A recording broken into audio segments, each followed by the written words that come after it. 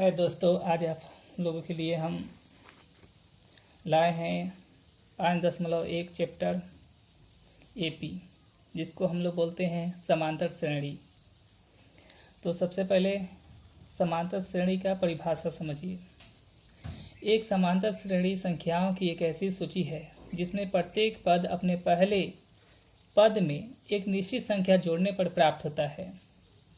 जैसे अगर यहाँ पर हमें एक संख्या का समूलिक है 1, 2, 3, 4, तो यहाँ पर इसमें 1 में 1 जोड़ेंगे तो क्या मिलेगा 2, फिर 2 में 1 जोड़ेंगे तो क्या मिलेगा 3, 3 में 1 जोड़ेंगे तो क्या मिलेगा 4।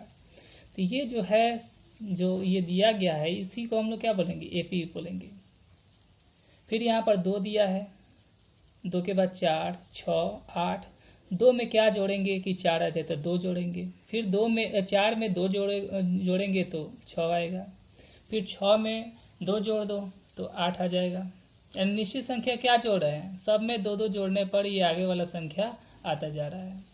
वैसे 1 है, 3 है, 5 है, तो इसमें 1 में क्या जोड़ेंगे 3 मिल जाए तो 2, 3 में क्या जोड़ेंगे कि 5 मिल जाए तो फिर 2। यानी कि निश्चित संख्या हम लोग क्या जोड़ रहे हैं, तो इसमें जो ये 2 जोड़ रहे हैं। जो निश्चित संख्या होती है वह सार्वंतर कहलाती है। जो निश्चित संख्या इसमें मिल रहा है हम लोग को, जैसे इसमें सार्वंतर क्या हो जाएगा, 1 के बाद 2 आया है तो ये निश्चित संख्या क्या जोड़ रहे हैं 1, तो इसमें सार्वंतर क्या हो गया 1। इसमें जो सार्वंतर क्या हुआ, 2 में क्या जोड़ रहे हैं कि 4 आ जा रहा है तो 2 जो जोड़ रहे हैं, तो इसमें सार्वंतर क्या आ गया 4, ये 2 आ गया।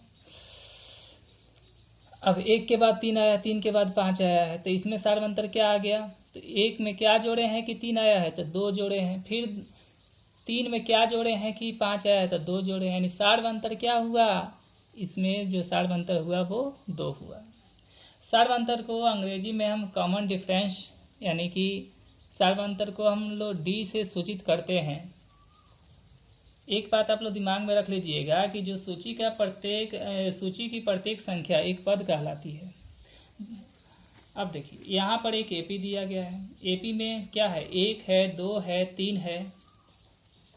तो यहाँ पर अगर सार्वंतर निकालना हो तो डी बराबर, नियम याद रखिएगा लो, A2 माइनस A1, एंड दूसरे पद में से पहले पद घटा देंगे तो हम लोग को क्या मिल जाता है, सार्वंतर मिल जाता है, एंड डी का मान मिल सकता है। यानी कि डी बराबर A2 माइनस A1 लिखे, ये A2 हुआ, ये A1 हुआ। अगर आपसे पूछा जाए कि समांतर श्रेणी के प्रथम पद को क्या चीज़ से सूचित करते हैं, तो ए से सूचित करते हैं। ये इसको आप लोग ए भी कह सकते हैं या A1 भी कह सकते हैं। तो डी बराबर नियम होता है A2 माइनस A1। तो यहाँ पर A2 का मान कितना है 2 है, A1 का मान कितना है 1 है, तो 2 में से 1 घटाएंगे तो क्या मिलेगा 1। यानी इस एपी का सार्वंतर जब हम लोग निकाल रहे हैं तो यहाँ पर कितना आ रहा है 1 आ रहा है। अब दिमाग में रख लीजिएगा लो, सार्वंतर जो होता है, सार्वंतर धनात्मक भी हो सकता है, ऋणात्मक भी हो सकता है, या शून्य भी हो सकता है। यानी डी का जो मान है प्लस में भी आ सकता है, माइनस में भी आ सकता है, और शून्य भी हो सकता है। अब एपी का व्यापक रूप, यानी कि एपी का जब व्यापक रूप क्या होता है, तो ये ए होता है या E1 कहिए, ए प्लस डी, ए प्लस 2D, ए प्लस 3D, ऐसे ये बढ़ते जाएगा। यानी कि एपी का प्रथम पद पूछा जाए तो ये बताओगे, एपी का दूसरा पद निकाले तो क्या करोगे ए प्लस डी निकालोगे, एपी का तीसरा पद निकाले तो ए प्लस 2D हो जाएगा, एपी का चौथा पद निकालो तो ए प्लस क्या हो जाएगा 3D हो जाएगा। वैसे अगर तुमसे पूछा जा रहा है कि एपी का 10वां पद क्या होगा, तो तुम लोग कहोगे ए प्लस 9D। यानी कहने का मतलब हुआ कि 1 घटा देंगे, यानी एपी का 20वां पद क्या होगा ए प्लस 19D बता देना। अब देखो A1 यानी ए बोलते हैं, प्रथम पद को ए बोलते हैं। A2 निकालना हो तो ए प्लस डी कर देना, A3 निकालना हो तो ए प्लस क्या कर दोगे 2D। देखो निश्चित संख्या हम लोग क्या जोड़े हैं, डी और डी जोड़े हैं ना, तो A3 निकालना हो तो ए प्लस 2D, A4 निकालना हो तो ए प्लस 3D। अब समांतर श्रेणी में एक परिमित एपी होता है, यानी कि एक परिमित एपी, यानी कि वैसा समांतर श्रेणी जिसका अंतिम पद मालूम हो उसे परिमित एपी कहते हैं। जैसे हम लिखे हैं 2, 4, 6 ... 48 है ना, तो यहाँ पर अंतिम पद क्या है 48 है, यानी कि मालूम हो जा रहा है। तो ये हम लोग का जो ये दिया है समांतर श्रेणी, ये कौन सा हुआ समांतर श्रेणी, तो ये जो हुआ परिमित एपी यानी परिमित समांतर श्रेणी। यहाँ पर लिखा है 1 2 3 4, तो इसमें अंतिम पद क्या है 4 है। अंतिम मतलब लास्ट वाला सबसे, तो ये 4 हुआ।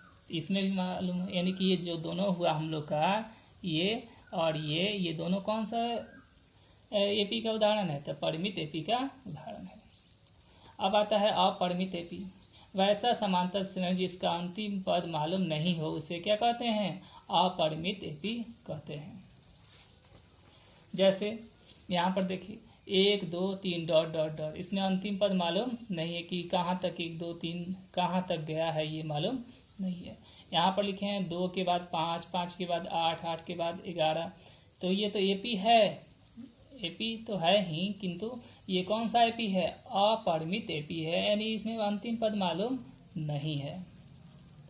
अब आप लोग के लिए कुछ क्वेश्चन दे रहे हैं, बनाकर हमारे व्हाट्सएप पर भेज दीजिएगा। देखिए निम्न एपी का आप लोग सर्वांतर बताइएगा कि इसका सर्वांतर क्या होगा। सर्वांतर को तो बता ही दिया गया, क्या चीज़ से सूचित करते हैं, डी से सूचित करते हैं, यानी डी बराबर नियम आप लोग को बता दिया गया है कि अगर डी बराबर नियम निकालना हो तो डी बराबर आपको बताया गया है कि डी बराबर A2 माइनस क्या कर लीजिएगा A1, यानी दूसरा पद में से पहला पद घटा लीजिएगा तो डी निकल जाएगा। तो ये प्रथम क्वेश्चन है, यानी पहला क्वेश्चन है 1 2 3 4 डॉट डॉट का, इसका सर्वांतर बता देना है। तो आप लोग हमारे व्हाट्सएप नंबर पर ये बता दीजिएगा सबका सर्वांतर क्या होगा, बनाकर भेज दीजिएगा। लो हमारा व्हाट्सएप नंबर है